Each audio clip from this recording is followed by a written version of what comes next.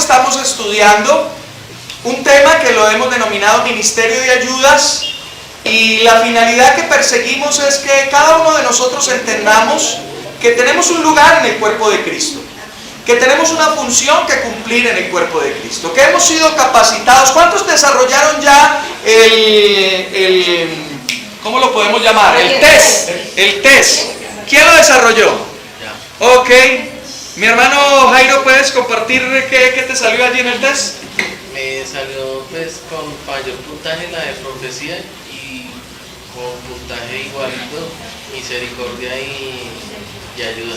Y ayuda, bueno, muy bien. Ahora, mucha gente pensará, y quiero hacer la claridad, que profecía es hablar acerca del futuro. Pero entonces mira lo que está escrito allí en 1 Corintios, porque ese es el error que está cometiendo hoy pues muchos creyentes, y por eso van y están atentos y quieren escuchar y quieren escuchar cosas nuevas. Dice la palabra que en estos últimos tiempos tendrá la gente comezón de oír. Pero yo quiero aclararle lo que es ese don. El don de profecía no es hablar acerca del futuro, no es hablar acerca del pasado, porque esos otros dones. Ese es el don de palabra de sabiduría, palabra de ciencia, sino que todo lo revolvemos en una sola maquinita y entonces se nos revuelve el asunto. 1 Corintios capítulo 14. 1 Corintios 14, a partir del verso 3 dice: pero el que profetiza habla a los hombres para edificación, exhortación y consolación. Ahora, ¿a partir de qué nosotros hablamos? A partir de la palabra de Dios. O sea que el que profetiza es aquel que comparte la palabra para exhortar, es decir, para animar a la persona, para consolar a la persona o para edificar a la persona. ¿Aló? Amén. Ok. Y bueno, mi hermano también tiene misericordia, eso sí se le nota por encima, gloria a Dios. Aleluya. ¿Quién más quiere compartir de algo que le... Recuerde que estamos hablando, para los que nos están escuchando en internet, porque nosotros grabamos las enseñanzas y las montamos en internet, quizás ellos están perdidos.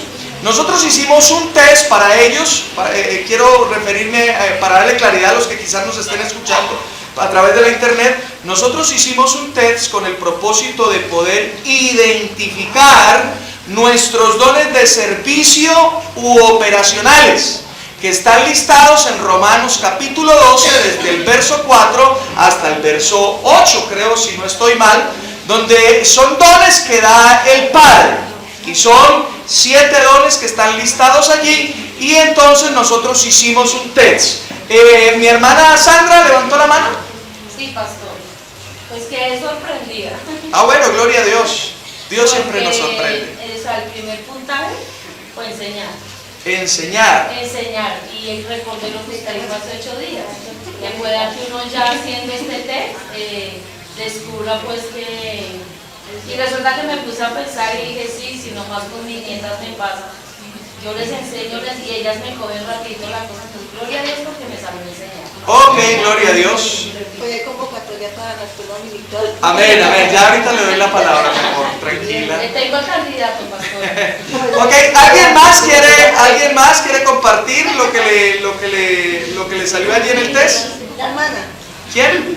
¿Cuál? ¿Mi hermana Milena? Mi hermana. El mayor puntaje me salió enseñar y el segundo puntaje profesor. Bueno, entonces usted está bien ubicada porque usted es docente. Ok, gloria a Dios. ¿Y profecía también le salió? Ok, una característica, porque yo también tengo ese don, enseñar.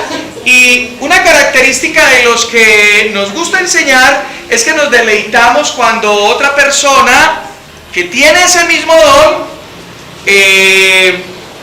desarrolla una exposición de la palabra. Somos sistemáticos, o sea, punto 1, punto 2, punto 3, el porqué de cada cosa, eso nos agrada a nosotros. Y aquí hay varios con ese don. Lucho también tiene ese don, Davidcito también tiene ese don. ¿Alguien más? ¿O alguien estará preguntando, Viviana estuvo hace 8 días? Bueno, te vamos a dar también tu test para que alguien que no estuvo hace 8 días y diga, oiga, yo Yo te di una a ti, mi amor. ¿No viniste? Bueno, listo. Entonces, ¿cuántos son? A ver, levanten la mano, por favor. Mi hermano Edilberto, 1, 2, perdone que me los cuente. 1, 2, 3, 4, 5, 6, 7, 8. Listo. Al final, entonces, imprimimos el test y ustedes van y le sacan fotocopia. ¿Listo? Ok. O si lo prefieren, el próximo jueves se los tengo. A cada uno. ¿Está mejor así? Sí, veo. Dentro de 8 días les doy el test. 8, voy a imprimir 8 y en 8 días se los entrego a ustedes. ¡Oh, el domingo! El domingo mejor, ¿no? ¿Por qué tan lejos, pastor? ¿Por qué va a ir hasta el jueves? El domingo entonces me lo reclaman. Gloria a Dios. Bien, eso a manera de introducción. ¿Tú lo tienes ahí, mi hermana? ¿Sí? ¿Está limpio? ¿Está desarrollado? ¿Necesita fotocopiar, pastor? Sí. Este lo tengo limpio. Ok, entonces mi hermana Maribel, hágame un favor. Tome ese y ahí hay un tarrito azul, saque ahí unas monedas, 800,000 pesos. O no, creo que hay más. ¿Cuántas hojas son? Son 6. 8 por 3. 6. Son 6 copias. Entonces, haga la multiplicación, ahí hay una calculadora y saca del tarrito las monedas para que me haga el favor. Y hoy mismo lo hacemos. Amén. Gloria a Dios. Bien, estamos trabajando en eso. Ahora, ¿por qué estoy tan interesado en que usted conozca su don? Aquí viene el por qué. ¿Por qué estoy tan interesado en que usted conozca su don? En que usted se anime a ayudar. Porque necesitamos manos de obra aquí en medio de nosotros. ¿Cuántos quieren crecer? Amén. Que la iglesia crezca, me refiero. Amén. Ok, hemos venido creciendo, pero necesitamos crecer más. Amén. Pero cuando estamos apuntando a crecer más, no podemos quedarnos, escúcheme, no podemos quedarnos cortos ni pequeños en el ministerio de ayudas. Porque entonces creceríamos atrofiados. Amén. Y nosotros necesitamos crecer de una manera saludable. Amén. Saludable. Y el ministerio de ayudas es de suma, pero de suma importancia, porque como lo vimos hace 8 días, cuando hay un buen ministerio de ayudas, hay crecimiento. Hay crecimiento. Por tanto, tenemos que trabajar en eso. Amén. Tenemos que trabajar en esa circunstancia. Hoy vamos a ver algunas características de un buen ministro de ayuda. Diga, ese soy yo. Ese soy yo.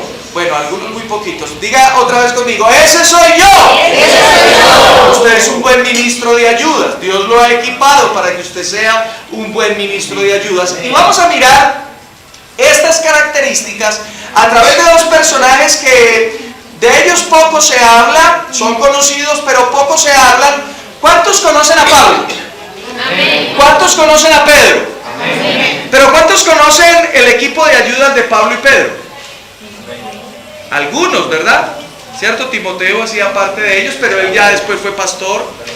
Pero Bernabé también era apóstol, pero él no era del equipo de ayudas, él era par con el apóstol Pablo. Ellos estaban los dos. Silas hacía parte del ministerio de ayudas, pero él era profeta. ¿Sí lo nota? Entonces, miremos 2 personajes y empecemos a mirar a Marcos. ¿Cuántos conocen a Marcos? Marcos escribió el Evangelio de Marcos, pero él hizo parte del ministerio de ayudas, primeramente de Pablo y de Bernabé, y luego fue miembro del ministerio de ayudas del apóstol Pedro. ¿Cuántos sabían eso? Y es maravilloso estudiar la vida, por ejemplo, de Marcos, porque él como miembro activo de un ministerio de ayudas nos permite ver algunas características importantes. Miremos algunas cosas. Empecemos en Hechos capítulo 13. Hechos en el capítulo 13. Hechos capítulo 13. Y miremos un poquito acerca del trasfondo familiar de él, quién era él y todas estas cosas. Primero miremos que él pertenecía al ministerio de ayudas tanto de Bernabé como del apóstol Pablo. Empecemos a leer a partir del verso 4. A partir del verso 4 empieza el ministerio apostólico de Pablo y de Bernabé. ¿Estamos de acuerdo, verdad? Note lo que dice a partir del verso 4. Ellos entonces enviados, la palabra enviados ahí significa, es la traducción de apóstoles, por el Espíritu Santo descendieron a Seleucia y de allí navegaron a Chipre. Está hablando de Pablo y de Bernabé.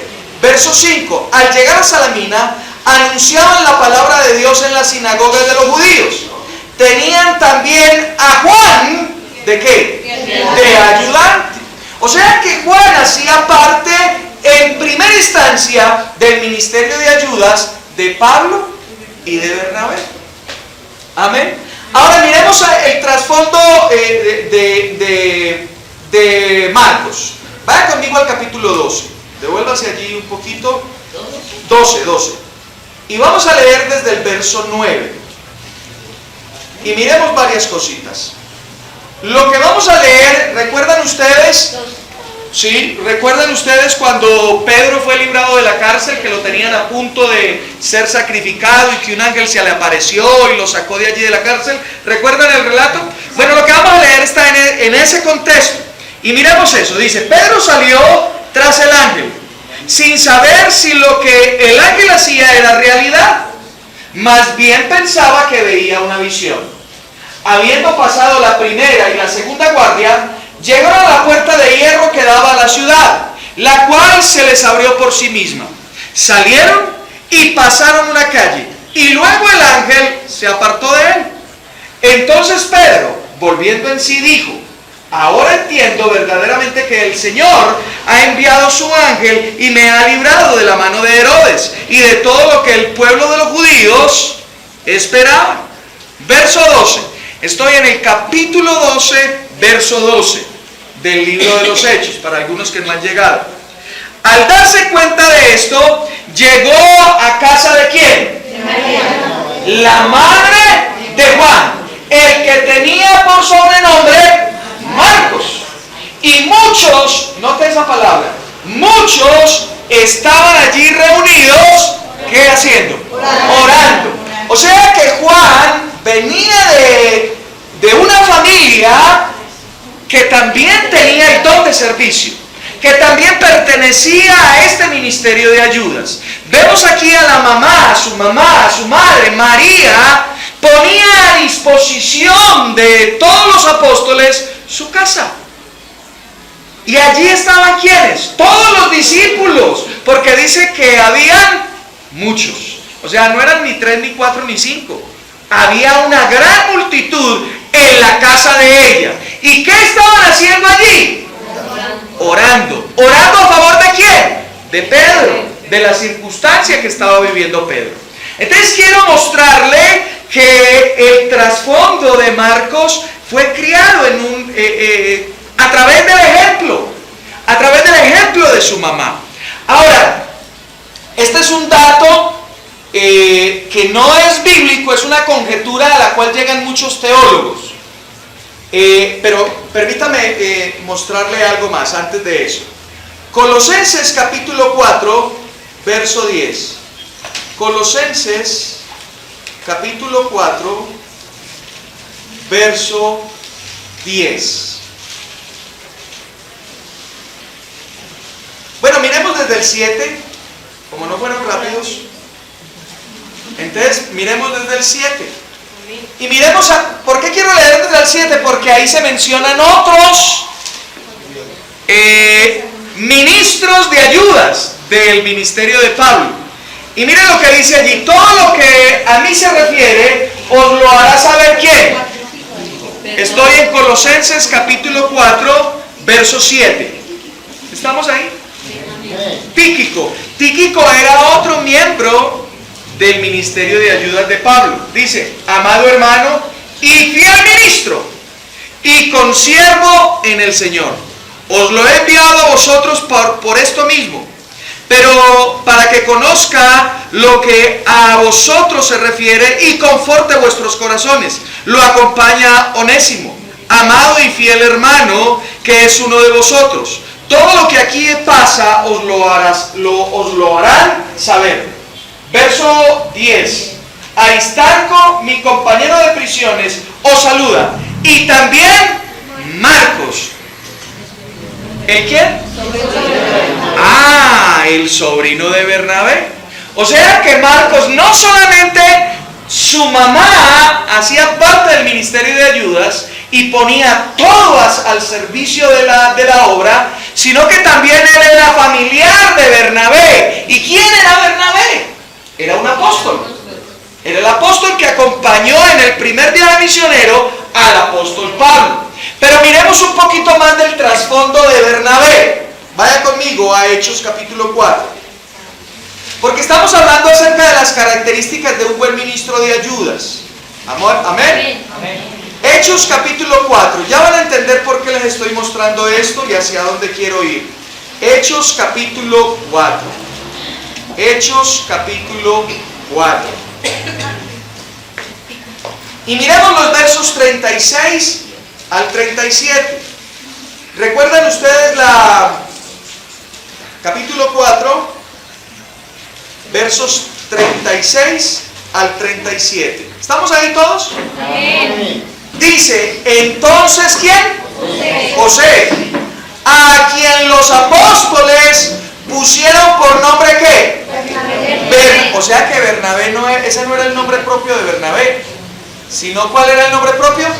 José. Entonces dice, José, a quien apodaron Bernabé, levita natural de Chipre, vendió una heredad que tenía y trajo el producto de la venta y lo puso a los pies de los apóstoles. Su mamá le había enseñado a que todo lo que él poseía estaba disponible para la obra del Señor. Amén. ¿Cuántos piensan de esa manera? Amén. Uy, pero bien poquito, por aquí ninguno. Amén. ¿Cuántos piensan de esa manera? Amén. Amén, ¿cierto?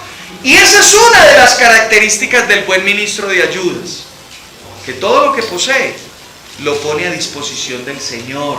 Amén. Ahora, no se vaya a enmarcar, porque sería muy miope si usted se enmarca solamente en lo económico.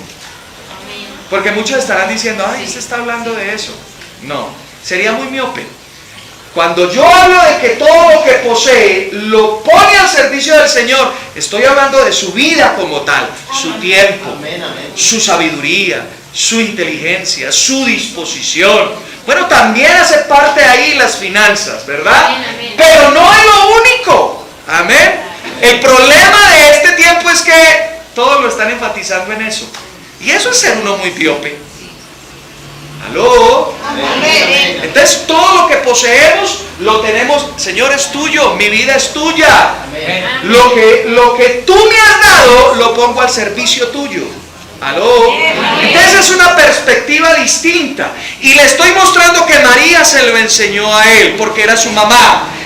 Ella no vendió su casa, pero estaban las puertas de su casa abiertas para que todo aquel que quisiera orar a favor de Pedro estuviera allí. Amén, amén, amén. Amén.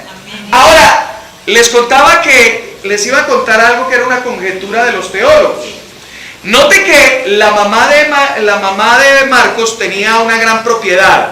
No era una casa pequeña, era una casa grande, ¿verdad? Porque allá cabían muchos. Bernabé vendió una propiedad y la entregó. Muchos teólogos dicen, ¿recuerdan ustedes el joven que se le acercó a Jesús y le dijo, Señor, ¿qué debo hacer? Dice que era rico, ¿cierto? El joven rico dice, Señor, ¿qué debo hacer para ser salvo? Y el Señor le dijo, bueno, haz esto, haz aquello, haz lo demás allá. Y él dijo, ya todo eso lo he hecho. Y luego le dice, bueno, entonces te falta una cosita, vende todo y sígueme. Y dice la historia que él agachó la cabeza, se entristeció y se fue. Muchos teólogos dicen que ese joven rico era Bernabé. ¿Y por qué lo dicen? Porque hay un evangelio apócrifo que se llama el Evangelio de Bernabé, donde da a entender que Bernabé era ese joven rico. Ahora, ¿qué quiero significar con esto? Que esta gente tenía billete, ¿cierto? Tenían billete. ¿Y por qué quiero significar eso? Porque a veces nosotros criticamos la postura de Bernabé, de Marcos, cuando dejó a Bernabé y a Pablo botados en su primer viaje misionero. Pero lo que le quiero significar es que este joven se crió en medio de comodidades. Ahora, sale al primer viaje misionero y empieza a encontrarse con semejantes chicharrones. Y un tipo que está acostumbrado a vivir bien, a vivir cómodo, a estar en una buena cosa, sacó la maleta rapidito. Pero eso no quiere decir de que no sirve. Sí sirve y lo vamos a mirar. Hay que enseñar a estas personas. Pero la primera característica que quería compartir con ustedes es que el buen ministro de ayudas, todo lo que posee, lo pone a disposición de su Señor. Amén. De su Señor. Segunda cosa, y es que mantiene un corazón en humildad. Y a razón de esto fue que expliqué lo anterior. Porque vamos a mirar capítulo 13 de Hechos. Vaya conmigo allí al capítulo 13. Y miremos cómo él en las primeras de cambio sacó rapidito la mano. Y a veces nosotros tomamos ciertas actitudes con personas que empiezan a trabajar en la obra y flaquean, se quedan. Y a veces como que los desechamos. Pero necesitamos entender que muchas personas de esas se han quedado en el camino porque ante una actitud de otro que lo desecha por la falla que él tiene, carga su corazón. ¿Y cuántos de ustedes han escuchado personas que dicen, no, es que a mí me hirieron en esa iglesia, porque a mí una cosa, la otra, y no, lamentablemente yo no quiero saber más nada de esa cosa. Yo no quiero saber más nada del cristianismo, porque allá me hirieron, me trataron mal, no me entendieron. ¿Cuántas veces hemos escuchado historias de ese tipo? Pero el buen ministro de ayudas mantiene siempre su corazón en humildad. Miremos lo que pasó con Juan Marcos. Hechos capítulo 13, verso 5. Al llegar a Salamina, 13:5, sí, anunciaban la palabra de Dios en las sinagogas de los judíos y también tenían a Juan de ayudante. Ahora, salte por favor al verso 13. Habiendo zarpado de Pafos, Pablo y sus compañeros llegaron a Perge de Panfilia. Pero Juan, apartándose de ellos, volvió a Jerusalén. O sea que Juan no le aguantó mucho el paso a Pablo y a Bernabé, ¿cierto? Rapidito se devolvió y dijo, uy, no, esto está como muy duro. No, yo mejor, ¿sabe qué? Nos vemos allá, tío, nos vemos en Jerusalén. Pablo, nos vemos en Jerusalén. Chao. Ahora, miremos la actitud que tuvo Pablo con respecto a esa circunstancia. Hechos 15. Hechos 15. Versos 37 al 41. ¿Estamos allí? Sí. Bernabé quería llevar consigo a Juan, el que tenía por sobrenombre Marcos, pero a Pablo no le parecía bien llevar consigo al que se había apartado de ellos desde Panfilia y no había ido con ellos a la obra. Hubo tal desacuerdo entre ambos que se separaron el uno del otro. Bernabé tomó a Marcos, navegó a Chipre. Y Pablo, escogiendo a Silas, salió encomendado por los hermanos a la gracia del Señor. Y pasó por Siria y Cilicia, animando a las iglesias. Ahora, Pablo aquí rechaza a Marcos. Y le dice, no más. Ahora, y no más. No, contigo no. ¿Tú te sacaste la maleta? Yo no quiero saber más nada de ti. Ahora, ¿cuántos de ustedes se sentirían por eso? Que alguien lo deseche de esa manera. ¿Cierto? Claro, a uno le duele. ¿Pero qué? Pero sí, no tuve un error, me equivoqué, pero restáureme, levánteme, ¿verdad?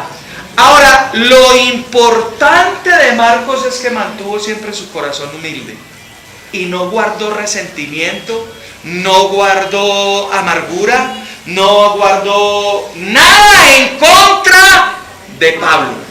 Y usted se preguntará, bueno, ¿y por qué usted dice eso? Pues miremos qué pasó con Marcos y Pablo. Mira lo que está escrito en 1 de Pedro 5:14. Primero miremos eso. Primera de Pedro 5, 14.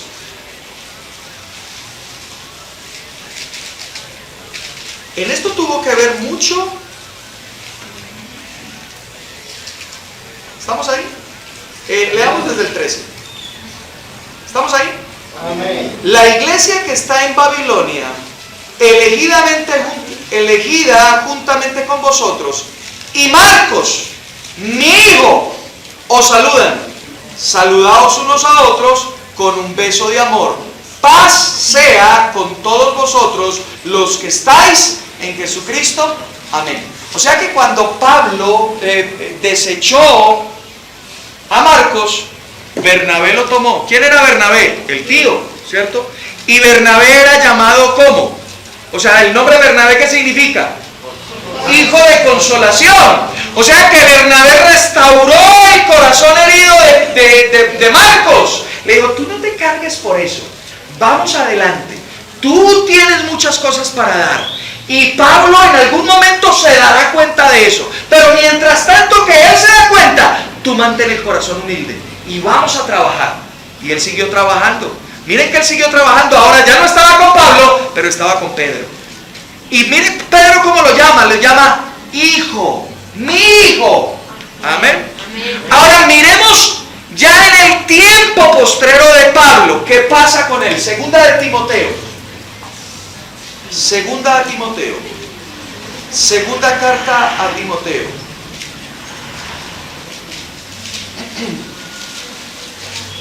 Y miremos el capítulo 4. Segunda carta a Timoteo, capítulo 4, a partir del verso 6. ¿Están ahí conmigo? Amén. Verso 6 dice, está aquí, ¿quién está escribiendo? Pablo. ¿A quién le está escribiendo? A Timoteo. Y note lo que le dice a Timoteo.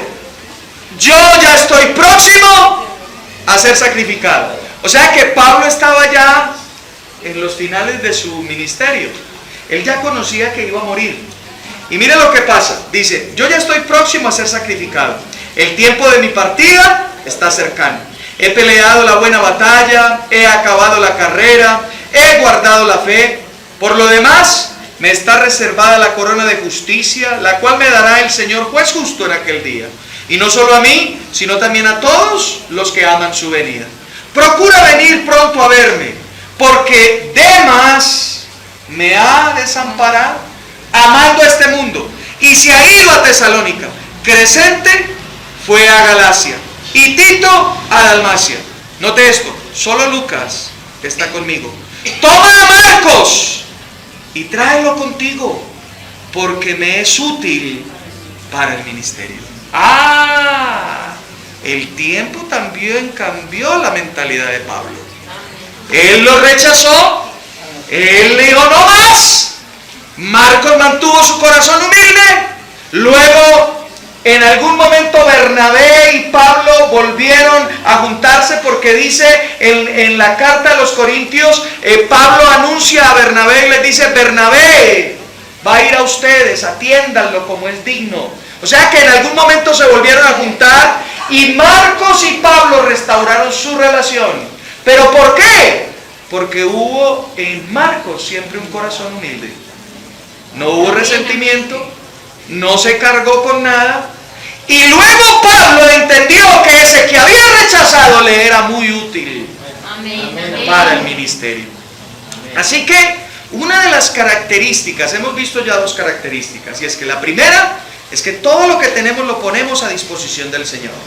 Amén. No solamente el billete, no sea tan corto de pensamiento, no solamente es eso. Yo no estoy hablando de eso, estoy hablando de toda su vida, de todo lo que usted es. Amén. Y segundo, un corazón humilde, un corazón enseñable, porque ese hombre ahí aprendió humildad. Bernabé le enseñó a perdonar, a dejar pasar de largo la ofensa. Marcos fluía en amor. Marcos caminaba en amor. Bernabé le enseñó a caminar en amor. Amén. Gloria a Dios. Aleluya. Ahora, note que leamos un texto más. Filemón, capítulo 1, Filemón 24.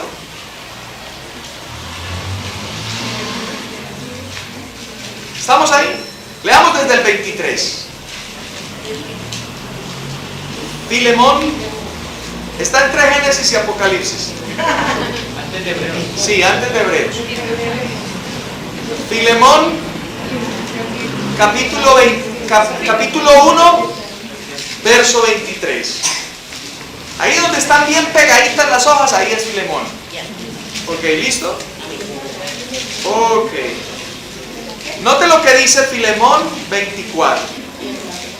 Te saludan Epafras, mi compañero de prisiones por Cristo Jesús, Marcos, Aristarco, Demas. Aquí Demas todavía no lo había abandonado, ¿sí ven?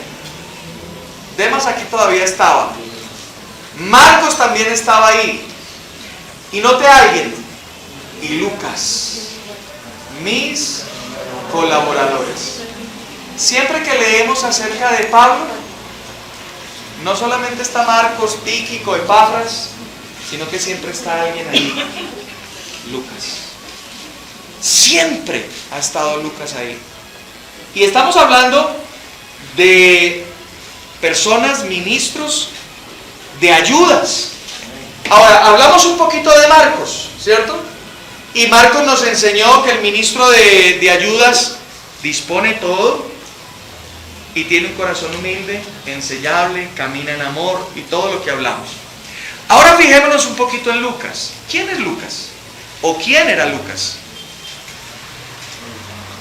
Primero le comento, si usted no sabía, Lucas escribió dos libros. El Evangelio de Lucas y el libro de los Hechos. Fue Lucas el que los escribió. Ahora, hay una particularidad muy importante que necesitamos entender para yo poder resaltar lo que quiero dar a resaltar.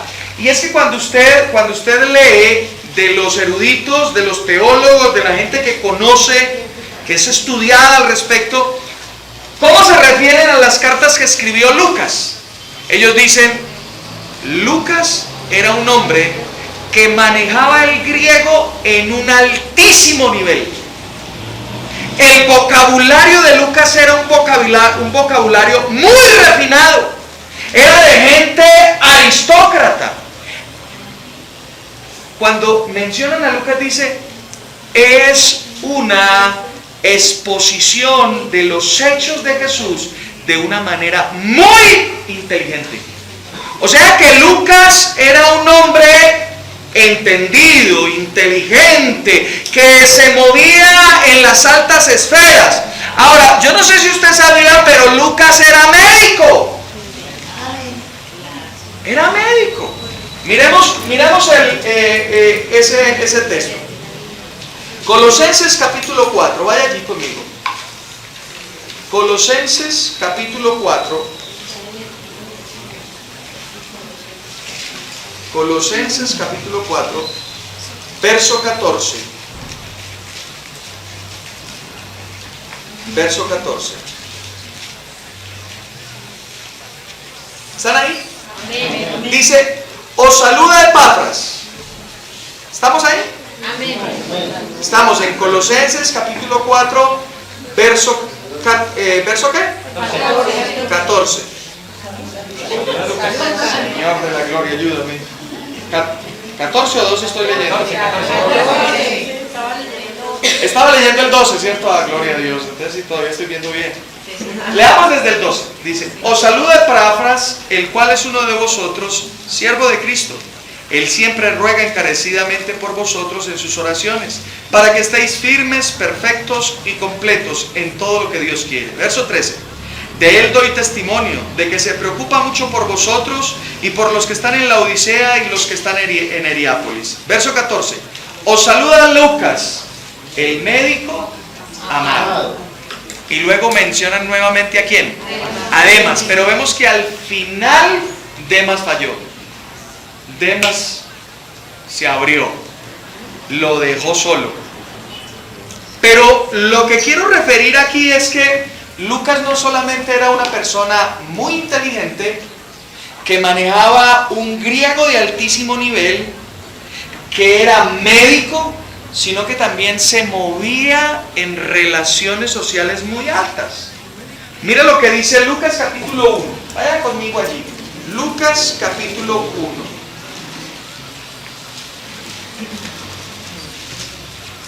1. Lucas capítulo 1.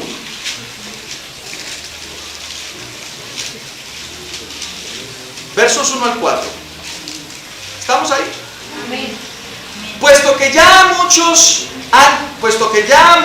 han tratado de poner en orden la historia de las cosas que entre nosotros han sido ciertísimas, tal como nos las enseñaron los que desde el principio las vieron con sus ojos y fueron ministros de la palabra, me ha parecido también a mí, después de haber investigado ¿con qué? O sea que el relato de Lucas, el Evangelio de Lucas, no es un relato que él escuchó por ahí, que este le contó una cosa y de una vez escribió. No, él se dio a la tarea de investigar y dice con diligencia. O sea, él puso todo el empeño en esto y dice, voy a ponerlo también yo en orden.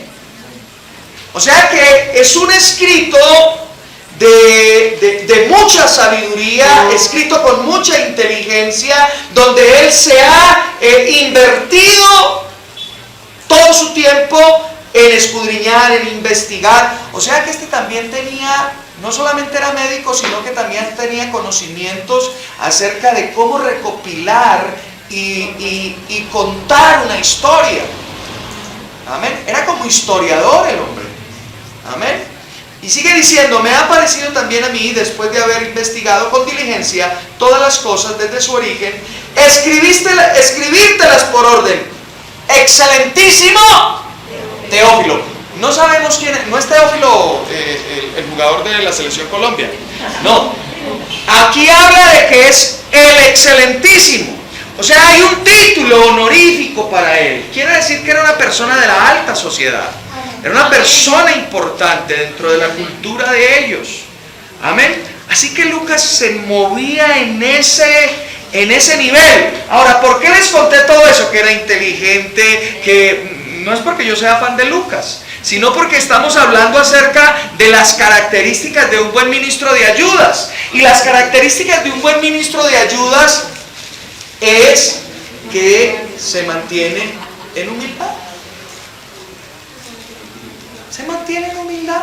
Él era muy entendido, él era muy inteligente, se movía en altas esferas, pero él estaba al lado de Pablo siempre ayudándolo. Miren que siempre que Pablo escribe y envía saludos, ahí está el nombre de Lucas. Lucas nunca lo abandonó, siempre estuvo al lado de él.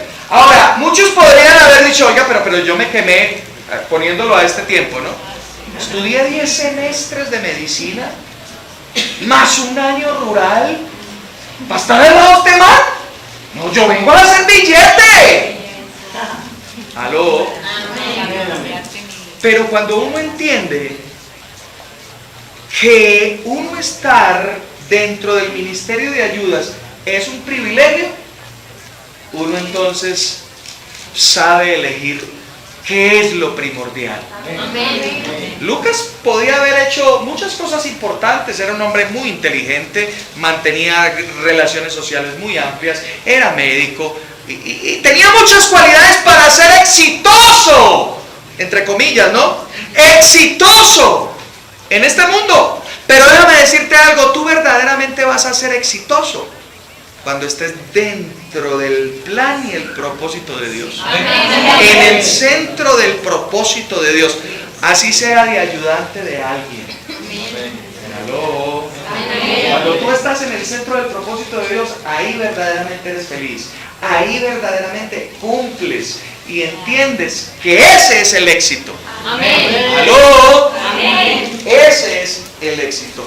Así que Lucas y Marcos nos hablan al respecto de eso, de humildad. El uno fue herido y no guardó resentimiento. El otro tenía muchas cosas, pero no se envaneció, no fue orgulloso.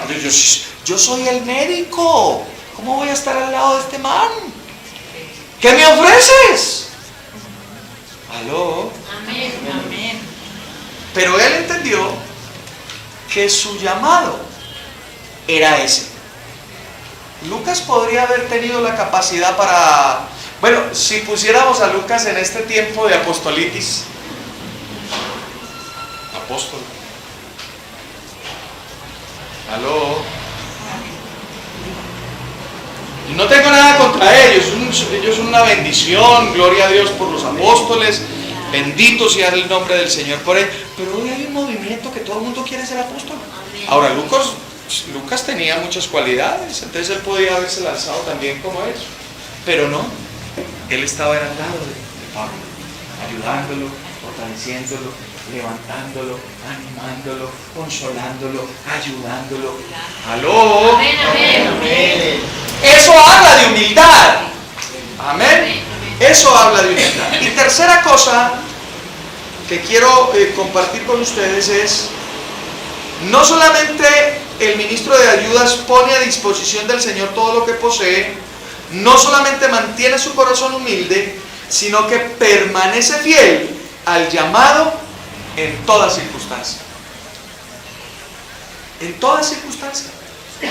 Demas al final sacó la maleta. ¿Sí o no? Ustedes pueden leer, otros también, un tal Alejandro también sacó la maleta. Y muchos otros sacaron la maleta, pero cuando hablamos de Lucas, siempre lo vemos fiel. Siempre lo vemos al lado de Pablo, acompañándolo en toda situación, en toda circunstancia. Muchos nos acompañarán en las buenas y en las malas. Voltea una mirada. ¿Y a dónde están? Aló. Pero Lucas siempre estuvo allí. Y miremos esto. Hechos capítulo 21. Miremos a Lucas en ese proceso. Hechos capítulo 21, versos 1 al 4. Ahora, recuerde que ya aquí en el capítulo 21 se han hecho todos los viajes misioneros. Primero, segundo, tercero.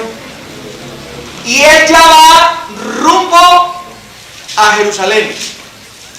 Y mire, viaje de Pablo a Jerusalén, tengo yo en mi Biblia, en el capítulo 21, ¿sí? ¿Ustedes también lo tienen? Amén, amén. Leámoslo, mire cómo habla él, después de separarnos de ellos, zarpamos, o sea que él no está contando una historia que le dijeron, él la vivió, él estuvo ahí, porque dice, zarpamos, y fuimos con rumbo directo a Cos, al día siguiente a Rodas, y de allí a Pátara, y hallando un barco que pasaba a Fenicia, nos embarcamos y zarpamos, y al avistar Chipre, dejándola a mano izquierda, navegamos a Siria, y llegando a Tiro, porque el barco había de desembarcar allí, hallamos a los discípulos y nos quedamos allí 7 días, y ellos por el Espíritu decían a Pablo que no subiera a Jerusalén.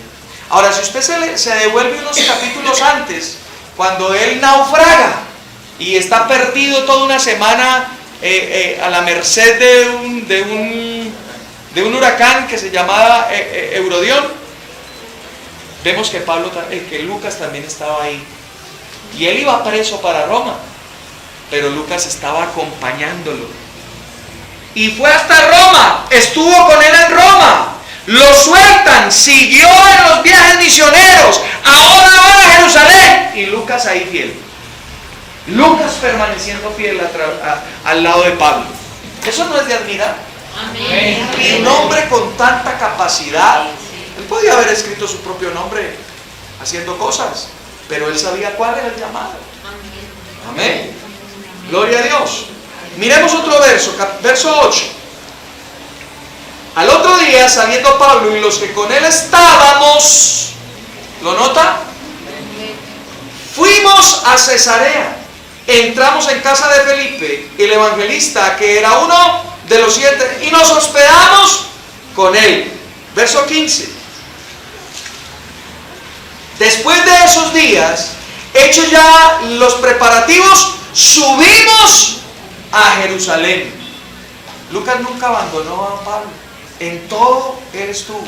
En todos los procesos, ahí estaba Lucas. Sigamos mirándolo, capítulo 27. Ustedes recuerdan, subieron a Jerusalén, lo apresaron, lo iban a matar, una cosa y la otra. Otros hubieran dicho, uy, no, esto como que se calentó. ¿Sabe qué? Hasta aquí llegó. Chao. Pero Lucas permaneció ahí. Capítulo 27, versos 1 y 2.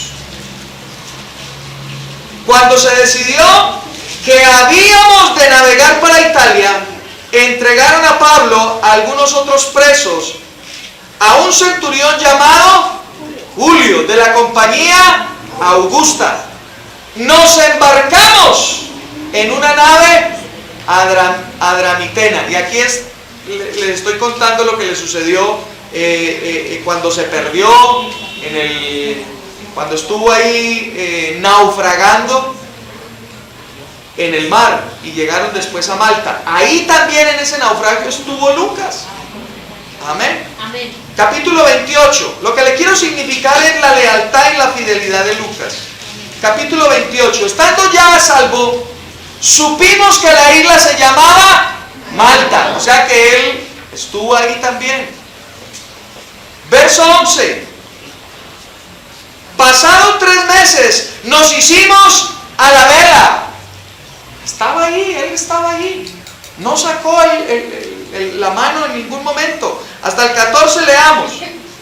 Pasados 3 meses nos hicimos a la vela en una nave alejandrina que había invernado en la isla, la cual tenía por seña a Castor y a Polus. Llegados a Siracusa, estuvimos allí 3 días.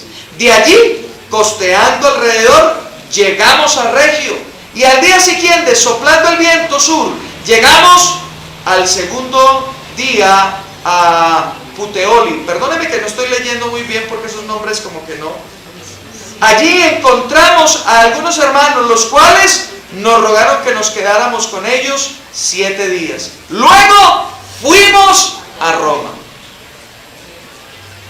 Verso 30. Pablo permaneció 2 años enteros en una casa alquilada y recibía a todos los que a él venían. Predicaba el reino de Dios y enseñaba acerca del Señor Jesucristo abiertamente y sin impedimentos. O sea que el hombre estuvo ahí también los 2 años. Eso no habla de fidelidad. Ahora, estamos hablando de que él estuvo al lado de Pablo, pero no lo miremos tanto fidelidad a un hombre, porque entonces también perderíamos como el sentido de la cosa. Amén. Sino fidelidad al llamado, fidelidad a lo que Dios lo llamó a hacer. Amén. Amén. Porque nosotros no podemos poner la mirada en un hombre. Amén. Nosotros ponemos la mirada en Jesús. Y Él fue el que nos llamó con llamado santo. Él fue el que nos dio los dones. Él fue el que preparó algo para usted y para mí. Sí, amén. Y alguno podría pensar y decir, pero Señor, yo no voy a ser visible en ese ministerio donde solamente tengo que lavar esas sillas, donde solamente tengo que lavar ese baño. Déjame decirte algo. No importa quién te vea. Cuando respecta al hombre, lo importante es que el que te llamó te ve. Amén. Y ve tu corazón. Amén. Amén. Note cómo Pablo habla acerca de su llamado. Vamos a Timoteo. Primera Timoteo.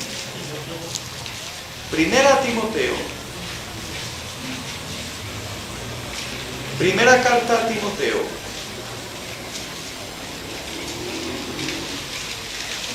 Capítulo 1. Verso 12. ¿Estamos allí? Amén. Dice, doy gracias al que me fortaleció.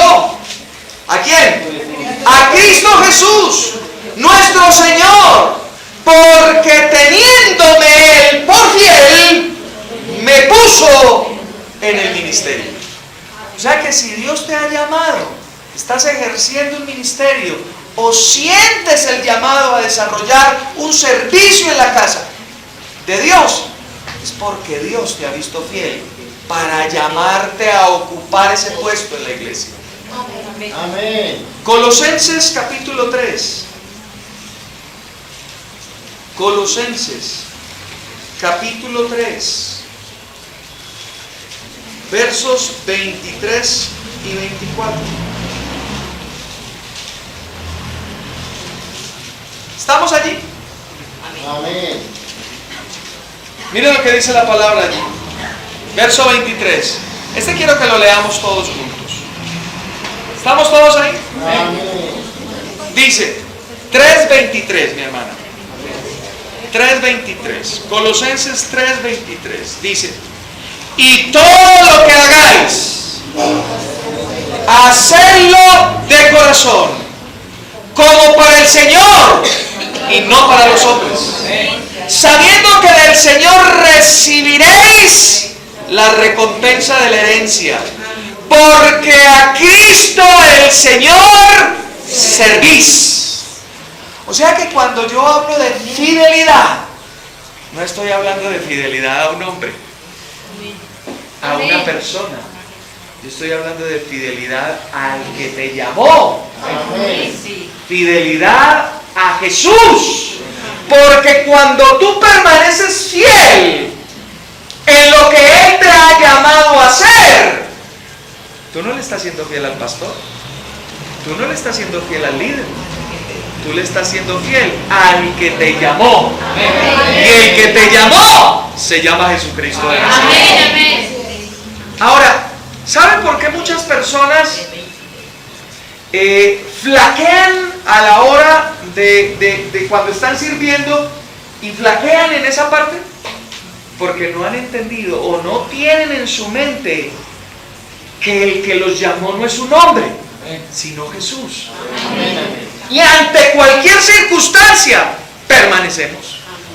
Permanecemos fieles. Ahora, ¿a Lucas le tocó suave? Pasó por dificultades, naufragó Pablo cuando relata eso, dice, habíamos perdido la esperanza de vivir. O sea que todos dijeron, hasta aquí llegamos. Y yo me imagino a Lucas diciendo, no, yo sí desperdicié mi vida, qué cosa tan terrible. Este tipo tan inteligente, tan sabio, con tanta gente, con tanta palanca, y pegado a este mal, y miren, me va a morir. Muchos pensarían de esa manera. Amén. Pero Lucas estuvo ahí. No, el que me llamó es fiel, y aquí estoy. Él me puso aquí y aquí estoy. Amén. Fidelidad. Fidelidad. Esos son algunos principios, no son todos, pero son algunos principios del buen ministro de ayudas. Amén. ¿Cuántos quieren poner a disposición todo lo que son para la obra del Señor? Amén. Bueno, a ver, yo les doy otra oportunidad. ¿Cuántos quieren poner a disposición del Señor todo cuanto tienen? Amén. Gloria a Dios. ¿Cuántos quieren mantener un corazón humilde? Amén. No ser inflados, ni orgullosos, ni vanidosos, sino mantenerse ahí estables. ¿Aló? Amén. ¿Y cuántos quieren permanecer fiel al llamado que Jesús les hizo? Amén. Es maravilloso uno cuando entiende que si estoy lavando los baños es porque el Señor me dio esta oportunidad. Estoy sirviéndole a Dios. ¡Wow! ¡Poderoso! Estoy lavando unas sillas. Estoy lavando las sillas del Señor. ¿Aló? Me sorprende, algunos hermanos conocen a quién me voy a referir. En la iglesia de Fontibón, ¿cuántas sillas hay, mi hermano, usted que las ha lavado? Yo creo que hay más de 200 sillas. Y cada 8 días hay una ancianita